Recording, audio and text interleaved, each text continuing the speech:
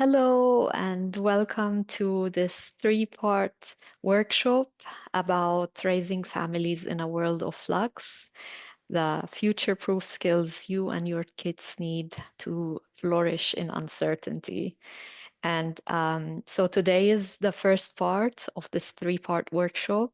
And thank you again for being here. And also thanks for everyone who's watching this on the replay.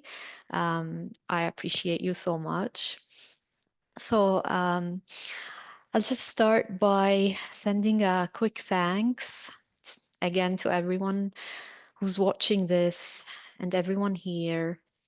And a quick thanks to Mother Earth, who is always holding us, no matter where we are, no matter what is going. Mother Earth is always holding us. Yeah. So I do have a lot to cover today, and my intention is to just be a little bit of an uplifting light in these times. I know there's a lot going on in the world, and a lot is changing so fast. So this workshop is intended for you if you're a family member or a parent or an educator or someone who just cares really deeply and passionately about the world and the future of this earth. And you're just seeking a bit of guidance around uh, how to keep showing up with love and calm and inner calm. And my intention is to help you understand the shift that is happening in the world right now and give you something practical that you can actually put into action so that you can not just like survive, but also flourish and thrive in the upcoming years. And as I said at the start, this is going to be three parts. I just had so much to say, so I've divided it into three parts. Today, I will talk more about the shift that's happening and the role that you personally get to play in this shift, and why you matter for this changing world. On day two, I'm going to talk about what I call the future-proof birthrights that you and your kids already have inside you that will help you navigate change. And you might already know they're inside you, but sometimes we don't appreciate what we already have. And on day three, the third part of this series, I'm going to talk about the future-proof superpowers that you get to cultivate and nurture so that you can flourish in the upcoming years. So, with today, we can't deny it anymore. Like there's so much happening in the world, and there's so many systems that are just breaking down. And I like to give an example around it's like we're living in an old building. Now, if you know me personally, I am an engineer, so I'm gonna use that analogy this time. Uh, if it's like we're living in a very old building that has been built 50 or 70 years ago, and it's no longer suitable for where we are now. Like, first of all, it's like there's a lot of mold growing on the walls, maybe. The paint is falling apart. The wires have been there too long. They're also frailing. It's becoming unsafe. Um, Even if that building was built with good intentions at the time, like when it was built, it sufficed, like it did its purpose. Because, the world has changed, it's now no longer serving us. So this is what's like happening with the education systems, the financial systems, healthcare, like everywhere you look, you see that maybe all these structures, when they started, they maybe they did start with good intentions, sometimes not, but I'm not going to go into that. But now, like to keep up with that evolutionary journey that we're on, these structures are no longer serving. And what do you do when a building is no longer serving? You do some renovation. So that's the first word for today, renovation, where you remove the old and build something new. And renovation sometimes can be done in stages, slowly, step by step. And sometimes it just involves demolishing the whole building at one go and building a new one. So it kind of looks different. And I'm not sure if you've ever watched a video or like witnessed it in real time when a building is being demolished.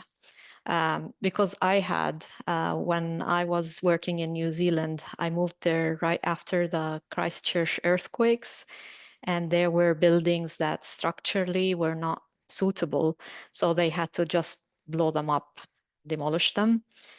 And when you're in there seeing it, it's loud, it's it's scary. So if you're not aware that it's happening, you're just like a passerby and just walking on the street and looking at it, it can be very scary when something like this is just happening. So awareness, like this is what I'm trying to do. Like I'm trying to bring awareness to that systems right now are being demolished. And for someone who's not aware, it might look very scary on the outside. It might look very scary and noisy, and like it might look like a disaster, but it's actually part of the process, part of the renovation process. Uh, so that's part of what it is, the renovation. Now, the second part is innovation. And here, bringing in all the new technologies that are coming in online, I will mention AI, like all these new advancements that are happening, and not being afraid of them, just knowing that they are also part of this whole process, this new um, a new movement rising in technologies and advancements. They're all part of the process. And I was watching today uh, the talk of that AI creator who just won the Nobel Prize. I can't remember his name, probably Hinton, Geoffrey Hinton. And he, in his speech, he was warning the governments and he was warning humanity about AI and what it can do. So again, it's like with all these technologies that are happening, there has to be some responsibility that comes with them. And in the end, it's a tool, like AI is a tool, technology is a tool. And like all tools, it's what's important is the purpose for what these tools are used and the way that they are used. Because anything can be used for good or for bad. Anything, even like a chair or a glass of water. It's it's it requires like that level of responsibility on an individual level and a collective level to get these technologies being used in the right way. Uh, so that was the innovation. Now comes the third word, which is elevation, and it's an elevation in consciousness. It's it's the wave of the people who are really waking up and really being mindful and aware. Uh, when we talk about this elevation in consciousness, it's now spread wide. Like most people, like they are waking up, they are getting aware of what's happening. It's like it's now in everybody's faces, regardless where they are.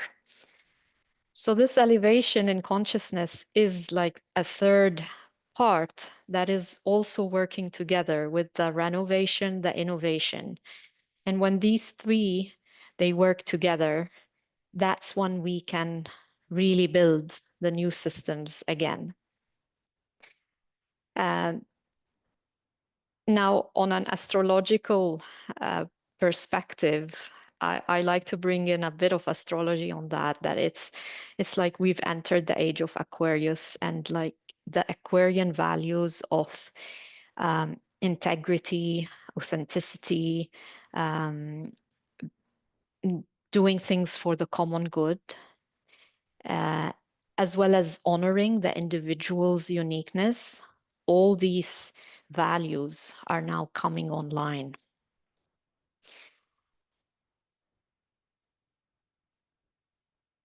What we are noticing is like a shift in what people value.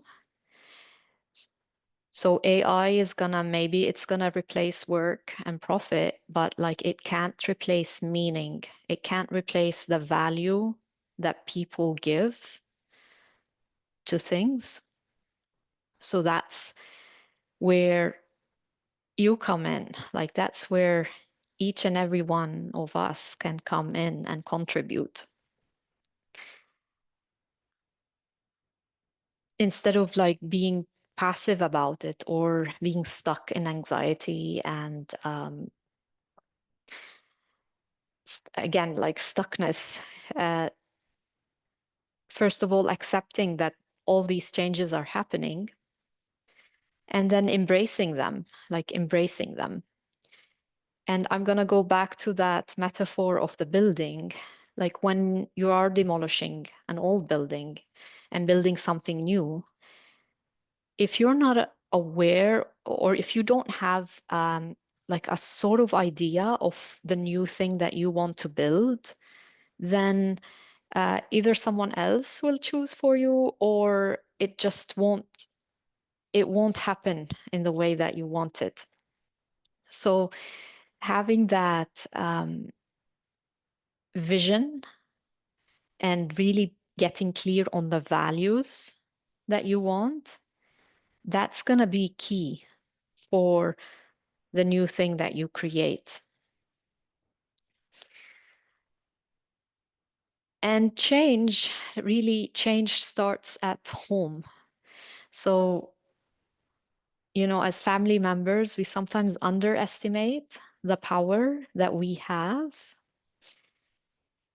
If every single one of us, like, just was responsible for the small family unit they're in, it can ripple out. Like, imagine just this family, that family, that family, and it all ripples out.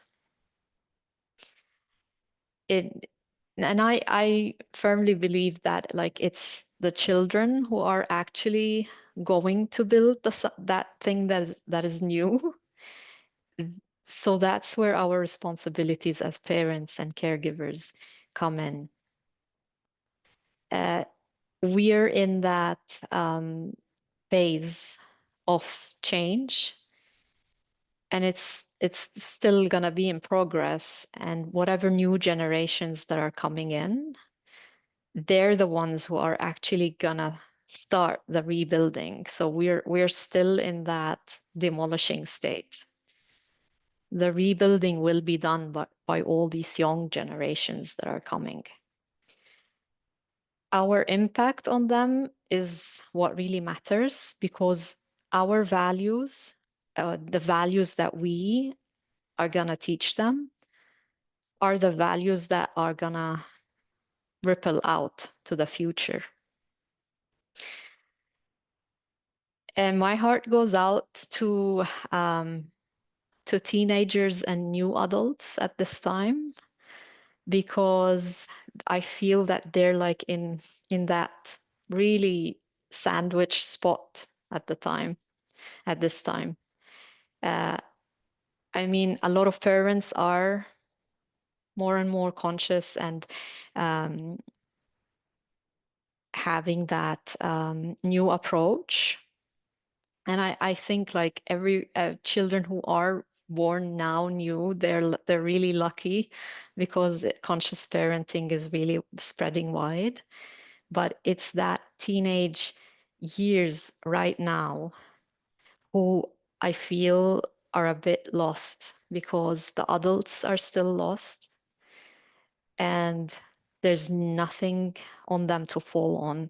There's nothing for them to fall on, which like gives us more reason for us now. If you are a parent of a teenager or like or even younger kids now, like it gives us more reason to really um, ground in our commitment to the future and to getting these values up and running. Uh, Now, I want to speak to that small part inside of me who is like a bit scared, who doesn't, uh, who feels that this is too big, like who feels this is so much. Uh, and that voice always says, oh, but I didn't sign up for this. I just want to, live a simple life, go, come work, make money, and get enough. Well, my message to that voice, and I do speak to myself first, and if you're feeling the same, my message to that voice is that you did sign up for this. Like you being alive right now in this lifetime, your soul chose to be here. And it's like we came for this time. We came for this time specifically to contribute, to play our role, to um, to make a difference. And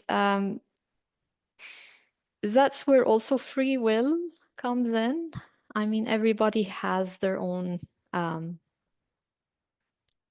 choices, and sometimes it's okay to choose to be, the scared one or the one who is stuck. Uh, but what's important is like, don't let others choose for you. Uh, if you're aware of that choice, it's fine. Like you can give yourself space and time to get out of that choice if you want to. But like be aware of that choice, because it's your choice. You can either choose to be the victim, the one who is stuck, or you can choose to be someone who is committed to trying.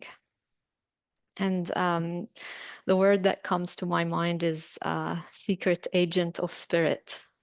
Like, even if you don't know the mission, even if you don't have all the facts, you're still, you're still willing to be that agent and to to be part of the contribution to the higher good. Um, and if you're struggling with that, like you can't give yourself permission to choose, that's like an opportunity for you to do inner work and go deeper and work on, self-acceptance.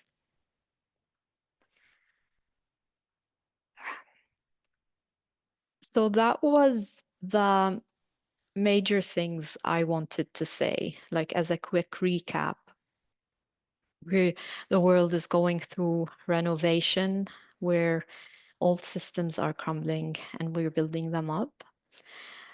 We're going through a phase of innovation where all these new technologies are coming online.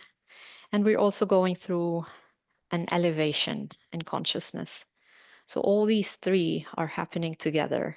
And it might seem like chaos, but it's um, really the potential and the fertile ground for something completely new to emerge. And it's up to us as the people living now on during this time to envision something new and something which is empowering, which is built on respect and reverence to life and on love and connection. That's how we contribute to these times. Now, tomorrow I'll talk about how we can no longer rely on old knowledge or on like logic. Logic sometimes will not make things, it will fall short because logic is always based on things that have come before. Now, what is coming is something completely new. So logic will not be able to help us. There's going to be a whole new set of skills that we need in order to meet that new change. And like, I do want to open the floor for questions, but the last thing I would say is being present in the now is the way to navigate this change, while at the same time holding that vision for the future. So there's a lot of talk like, okay, there's nothing but the present moment. And yes, I agree with that. But at the same time, we get to hold the future vision and anchor it back into the present moment. That's the thing that is required right now. And being present means really showing up in everything that we do, like really being mindful in every action that we do, even when we are eating or we are just, brushing our hair, or being mindful and being appreciative of this of every breath, like of this whole vessel that is available to us, of our relationships, of the people in our life whom we love. That's that's part of being present. Yeah, that's what I wanted to say for this part. And like, I do want to hear feedback from you, like what you're going through, how are you feeling about these changes? Yeah.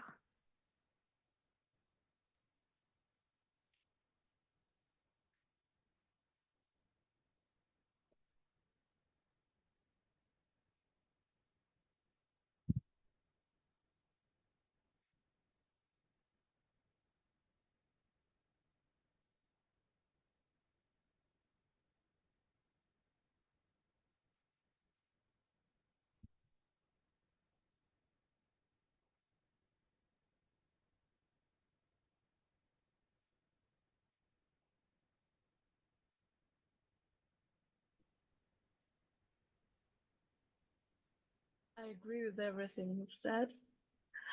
And thank you so much for doing this event for 3 days, because I really value a lot everything that you are, that you contribute to the world. And for me personally, just always such joy to be in your presence. about the change and how I feel. Like for the last few, I don't know, days, weeks, months, I'm not sure. I have this intense feeling that I'm not going to be a part of this change, like after it happens, like that. It's like I will be, I don't know, forced or meant or whatever to stay with the old world. So it feels like, does it matter what I do? But at the same time, I have this gene key profile, and just yesterday I saw for the first time my human design profile, and it says that I'm this type called manifestor, which means that I'm here to bring the new ideas and start implementing them. And a lot of my gene keys profile always down these lines, like lines, a lot of lines 5 and 6. So,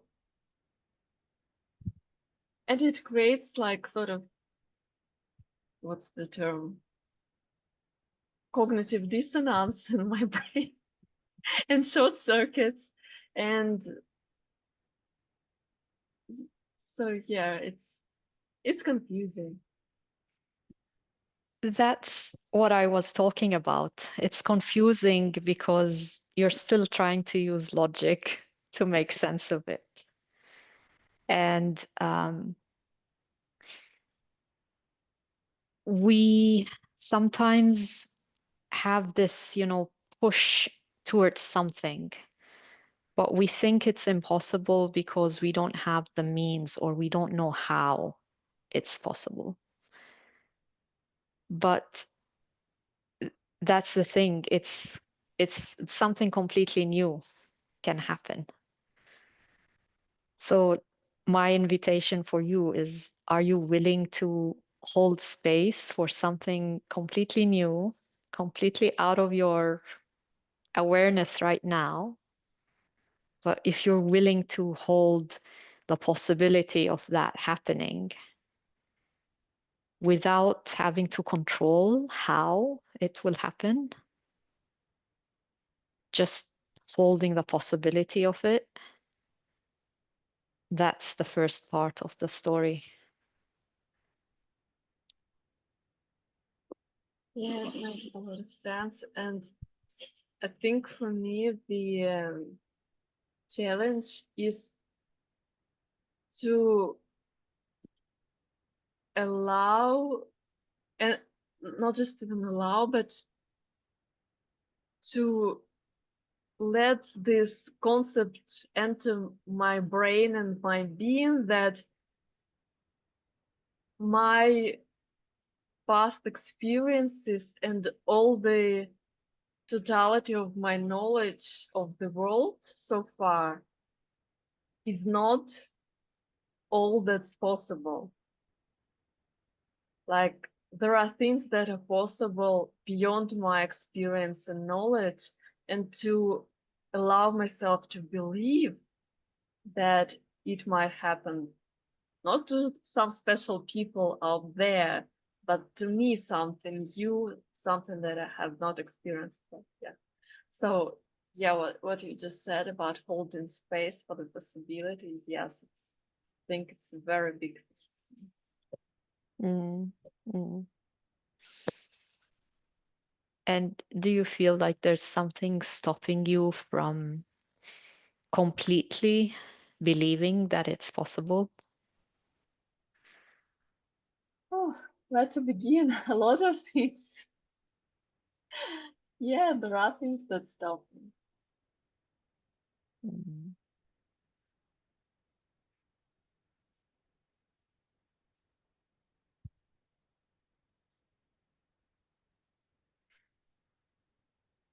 There's um, there's one thing I always fall on, which is the law of duality and, the law of oneness, that we are all connected to everything else. And the law of duality, like nothing can exist without its opposite.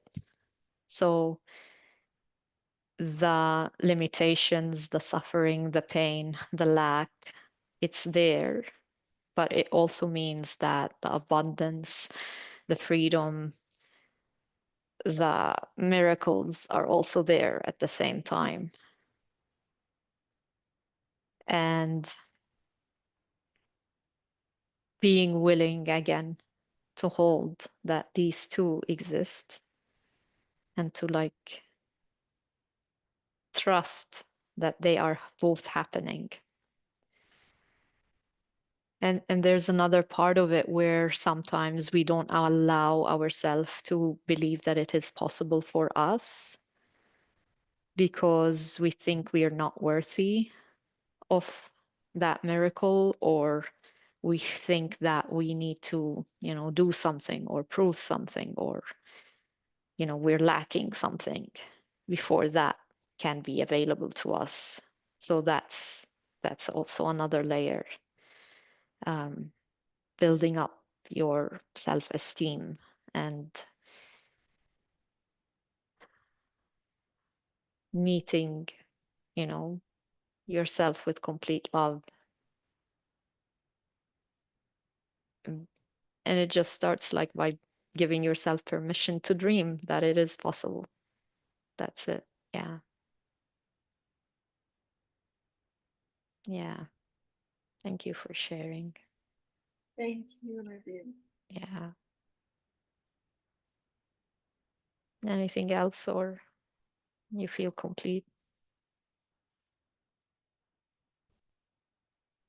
I am complete. Thank you.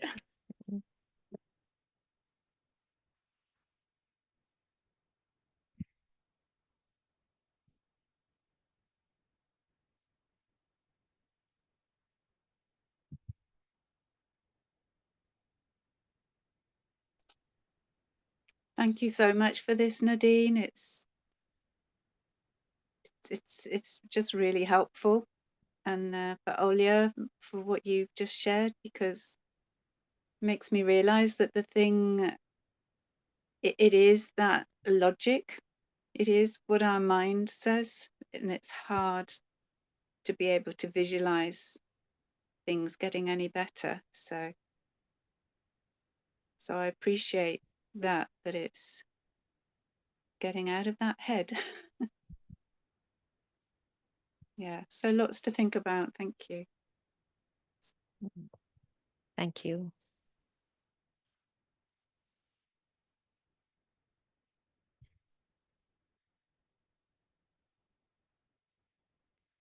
And I do want to say that while we're in it, like while it's happening, it can feel so daunting, and like it can feel so as if we're stuck.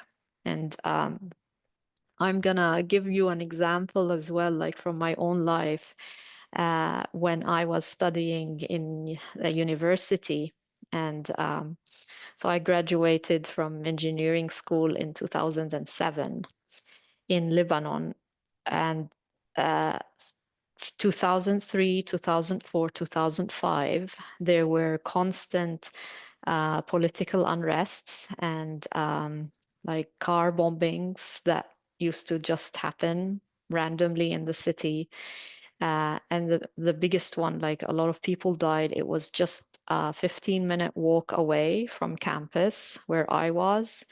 And I remember that day, like this whole boom explosion happened, and the windows got broken in the building, and like we didn't know, and you could see the smoke coming from down the road, and like everybody started turning on the news and like listening. And there was a time like when we used to, go out and say, we're gonna pass this road, and no one knows what's in store, and like living with that uncertainty, and um, eh, but still like knowing that there's no alternative, like hiding and staying, like staying indoors and not doing anything. That's a losing game as well, because it doesn't move you forward. So holding the vision that, okay, no, I have this goal in mind that I want to create, and no matter what is happening around me, I still gonna focus on that, and I'm not gonna let the chaos around me drain my energy. I'm still gonna be reasonable and take some measures to, protect myself, but I'm not gonna let it drain me and like shift me out of center. And the and I will be talking more about it tomorrow, like around working with the physical body and the the calmness inside to get through it. But yeah, as I was saying, like in when you're in it, it's so hard to imagine something else. Uh, that's where the power of imagination comes in, and where the power of dreaming comes in. Um, And I think that's something that we've not allowed ourselves a lot these past years. And uh, it's been like, it's been always, being reasonable, doing what others say, uh, following what others did. What we've not allowed ourselves to really play with imagination and um, like dreaming, having those big dreams. That's a big part of it. Mm.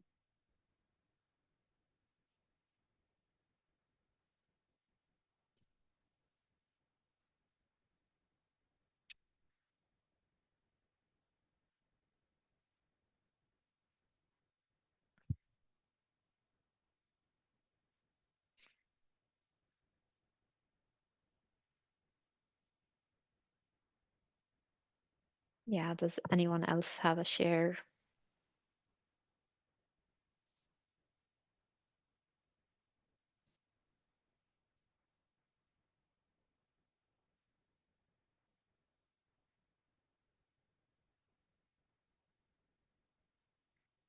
Yeah, if not, then yeah, we can end it here for today. And thank you so much for being here. And I'll see you tomorrow, hopefully. Okay, thank you.